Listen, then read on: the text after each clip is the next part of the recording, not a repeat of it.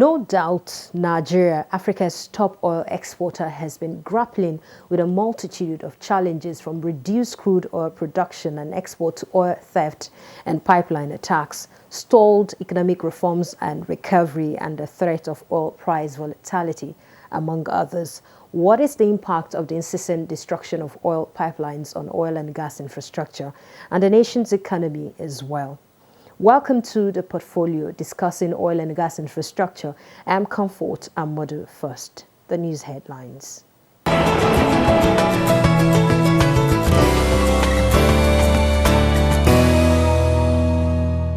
The Minister of Finance, Budget and National Planning, Zainab Ahmed, has briefed the National Assembly on the draft 2022 to 2024 medium-term expenditure framework and fiscal strategy paper at a meeting involving the ministry, parastatals under it, and the leadership of the National Assembly. Zainab Ahmed explained that the Nigerian economy sustained a rapid growth in the first quarter of 2021, with a 0.51% growth driven by the non-oil sector, which increased by 0.79%, telecommunication and agricultural sector as major contributors. The sectoral growth in the non-oil sector was primarily driven by telecoms and agriculture sectors, as well as other sectors of the Nigerian economy. Significant concerns still exist in the performance of trade, as well as transport sector, which are still in a very strong negative growth. These subsectors are yet to rebound from the pre-pandemic levels. It's part of the preparations for the submission or presentation of the 2022 appropriation bill by Mr. President sometime in September, by the grace of God. We'll all recall how this 9th National Assembly committed itself ab initio to ensuring the passage of the appropriations before the end of December of every year to enable the implementation of the Appropriations Act to start by January of every year. Meanwhile, the Economic Sustainability Committee measuring implementation of the Economic Sustainability Plan said the federal government's COVID-19 stimulus package has been helpful, stating that the Nigerian economy did not degenerate as feared, and at least more than 2 million jobs have been both created and saved with the implementation of the plan. And the federal government says it spends a whopping 60 billion naira annually to repair vandalized oil pipelines across the country. Information and Culture Minister Lai Mohammed stated this at a special town hall meeting on protecting oil and gas infrastructure in Nigeria. With an average of 200,000 barrels per day loss to the wanton damage to pipelines and a huge amount of about 60 billion naira yearly to repair and maintain the vandalized points, one can only imagine the impact on the economy. That you have two sets of vandals. There are people who are genuinely aggrieved, and there seem to be activism. So they are very different from those who attack this pipeline just for the sake of doing it or for the purpose of stealing. The current cleanup, even in the international arena, is perhaps the biggest undertaking currently in the world of remediating a contaminated land by hydrocarbon, hence the name Hydrocarbon Pollution Remediation Project. The region has witnessed alarming youth restiveness in the recent past as a result of agitations for government and multinational corporations drilling oil and exploring gas in the region to pay more attention to the development of the area.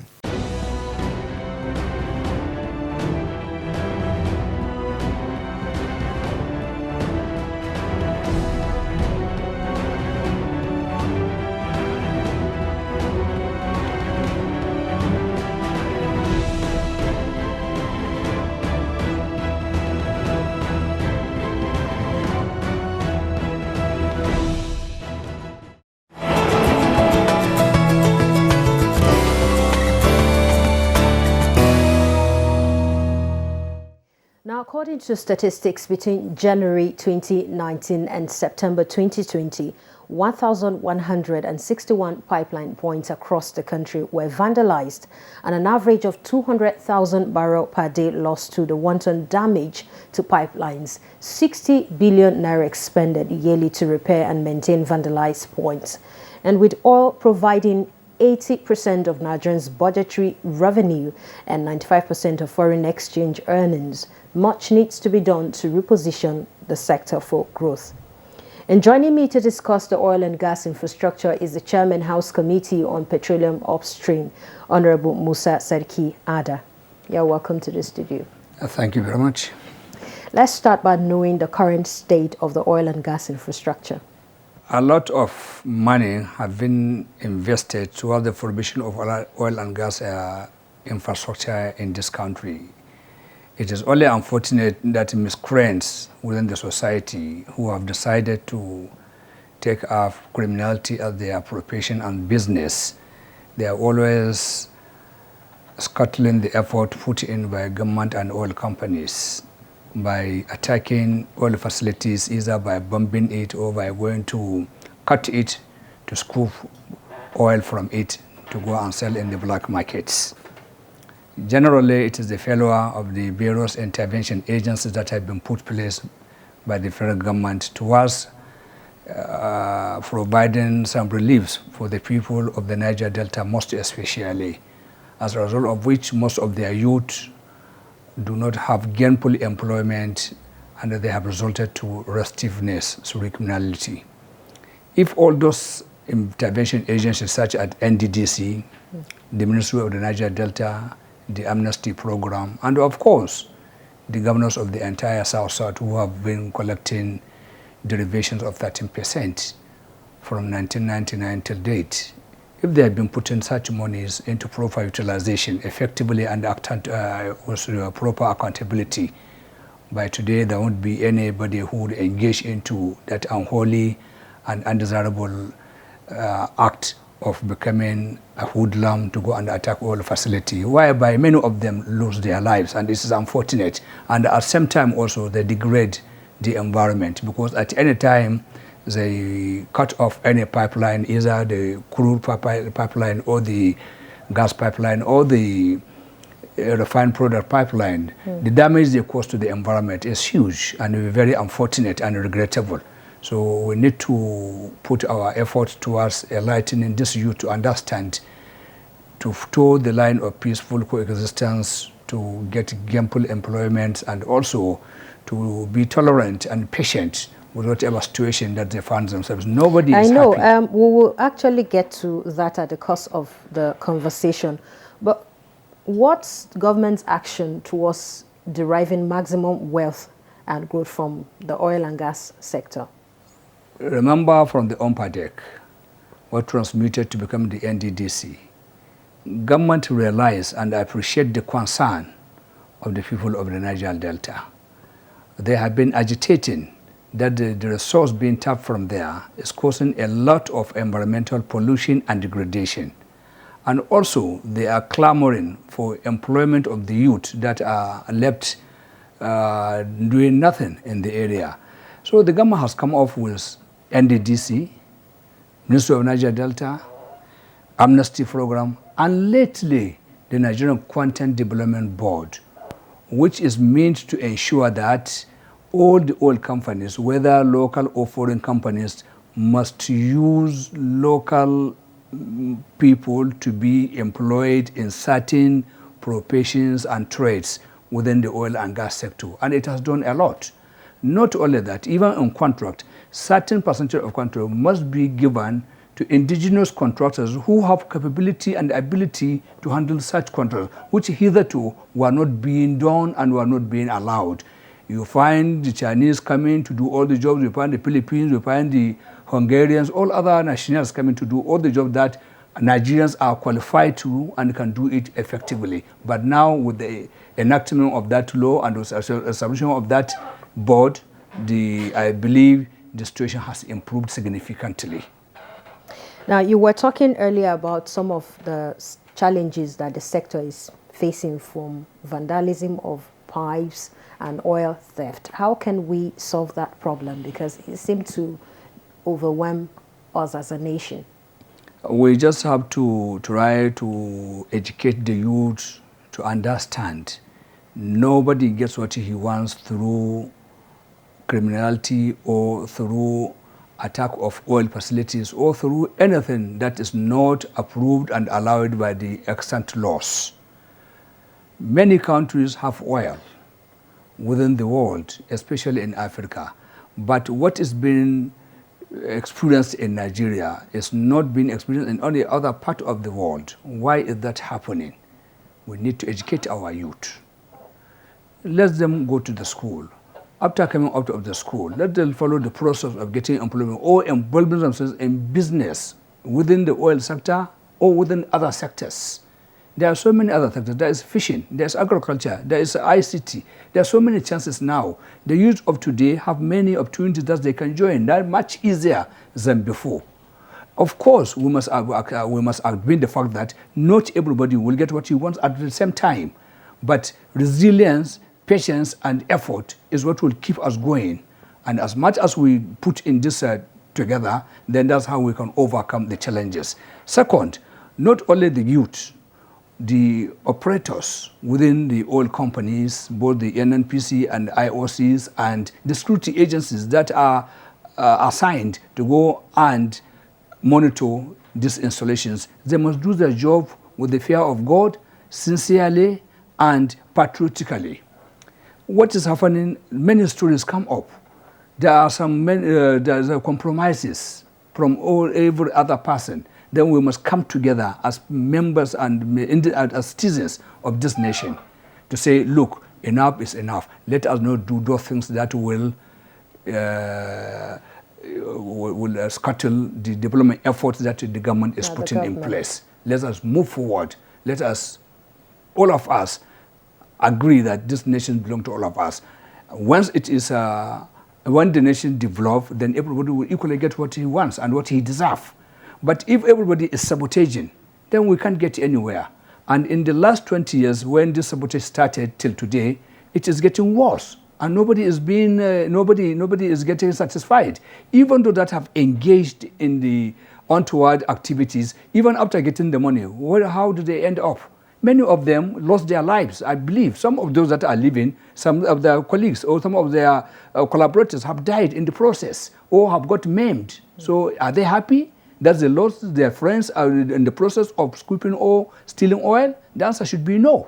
But what's the impact of this whole thing to our economy? How much are we losing to? It has affected the economy negatively because there are so much leakages. In a situation whereby a country is losing, let's say, like you have mentioned, about 1 million... 60 billion being paid to repair the damages. That money ought to have been used to put in basic infrastructure, healthcare, education, security, water provision, and many social development efforts. And instead of that, the money are being used to given to foreign countries to come and rehabilitate those, and our money are being fried out. And daily the country is becoming cash trapped. So with that, are we positioned enough to respond to global energy market demand? As it is today, the global energy demand is even reducing because the other countries, the major users of oil as a means of energy, Europe, Canada, and America, have started shifting emphasis towards renewable energy, solar, wind, nuclear, and many other sources of energy, but thereby reducing the demand on the oil. So that should be an eye-opener to us that this oil that we are all having issues on with among ourselves, we need to, as quick as possible, utilize the resource effectively to develop this nation so that by the time that it is left with us, we don't have anything to regret. And it's still where we can lean on. There are so many sectors that we can develop. ICT is now ruling the world. Most billionaires of the last 5 years are from the ICT.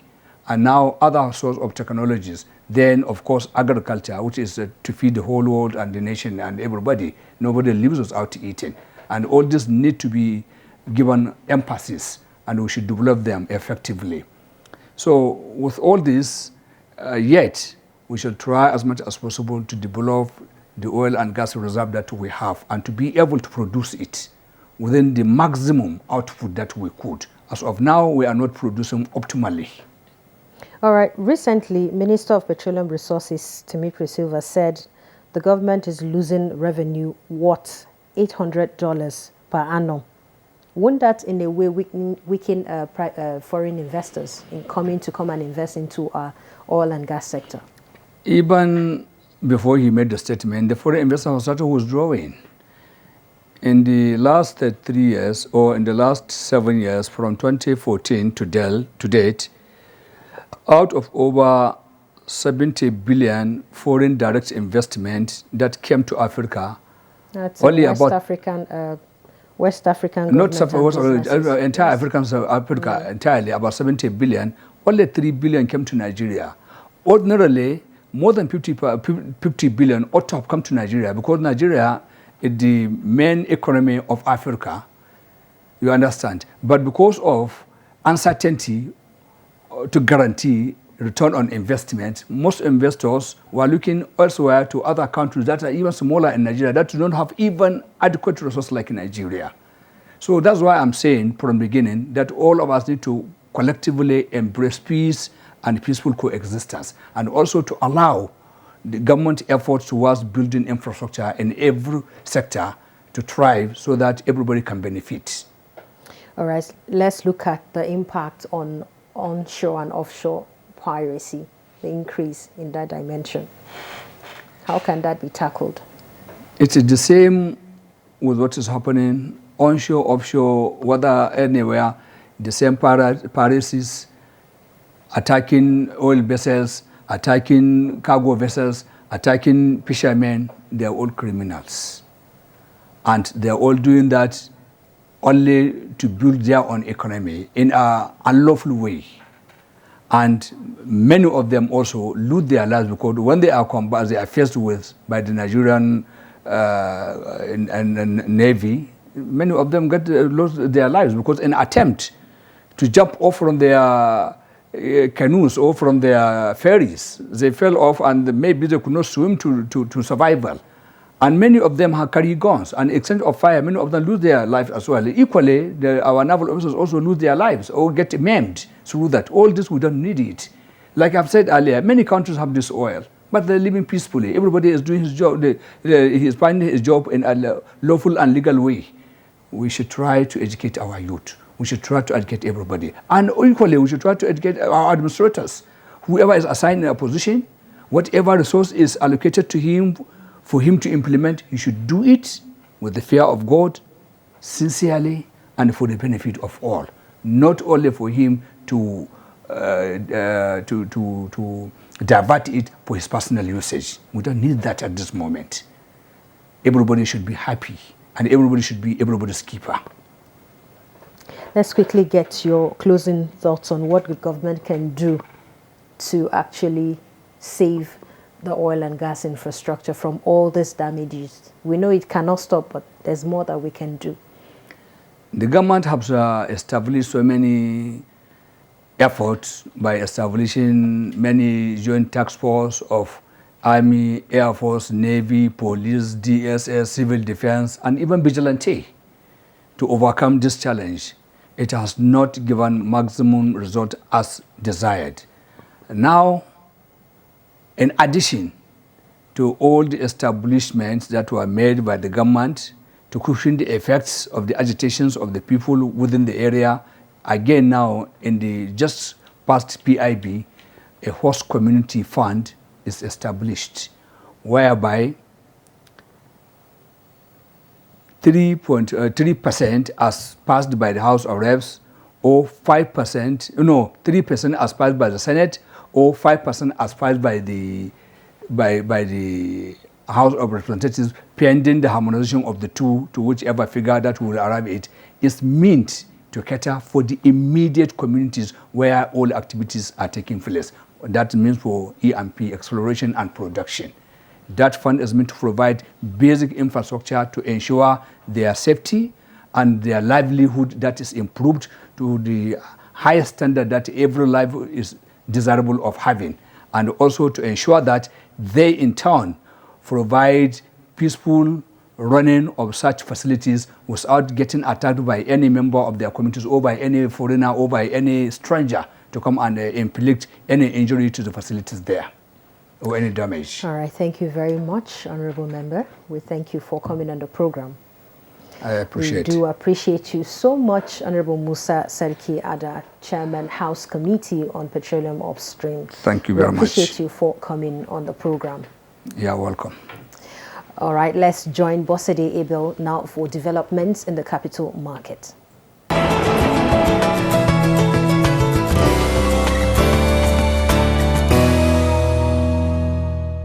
Hello and welcome to the Market Review segment.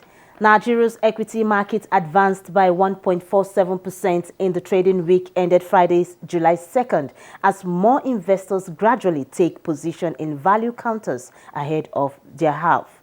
Investors in the Nigerian equity market gained 292 billion during the week. The equities market capitalization closed the week at 19.92 trillion naira, a total of 1 billion shares worth 14.15 billion naira exchanged hands in the week across 17,565 deals. The financial services industry led the activity chart with 721.7 million shares valued at 5.9 billion naira in 8,709 deals. The consumer goods industry followed with 99 million shares worth 2.3 billion naira. The third place was occupied by the ICT industry. The top three traded equities for the week were Guaranty Trust Holding Company, Wema Bank and Zenith Bank. They mutually accounted for 213.8 million shares, with the exception of the NGX Oil and Gas Index and Growth Index. All other indices recorded positive growth in the review week, while ASM Index, NGX Afri Bank Value Index and NGX Sovereign Bond Index remained flat. Trading activities in the exchange-traded product markets declined during the week as the value of ETFs traded dipped to 930,262. The number of deals in the bonds market decreased from 44 recorded in the prior week to 26 deals at the end of the week. That's the Market Review segment. I am Bosede Abel.